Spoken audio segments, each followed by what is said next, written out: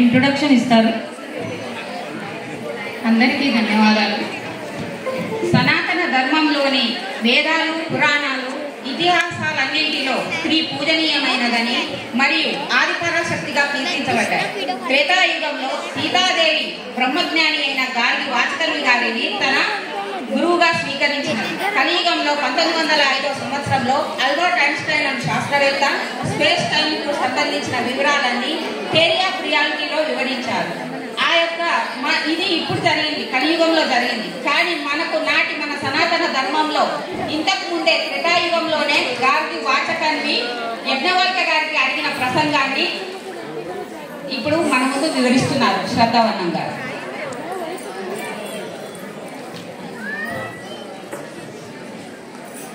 అందరికీ నమస్కారం.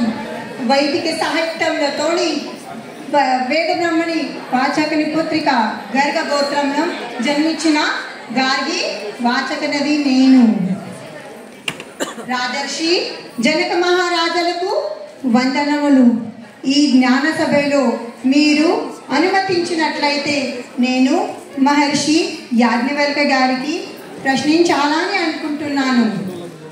యందుర్వదివః యద్వాక పృథివ్యాః యదంతరద్యావ పృథివీ మే యద్వరం చ భువం చ భవిష్యత్యాతి చక్షతే తస్మిన్ సదోతం చ ప్రోతం చేతిః. సూర్య చంద్రులు నక్షత్రాలు ఉన్న ప్రకాశవంతమైన విశ్వంలో స్వర్గలోకం కంటే పైన, పృథ్వీలోకం కంటే కింద ఈ రెండిటి మధ్యలో ఏదైతే ఉన్నదో ఇంతకు ముందు జరిగిపోయినవి, ఇక ముందు జరిగేబోయేవన్నీ దేనిలో మిళితమై ఉన్నవి? ఎవరి ఆధీనంలో ఉన్నది? ఏతస్య వా అక్షరస్య ప్రశాసనే గార్గి.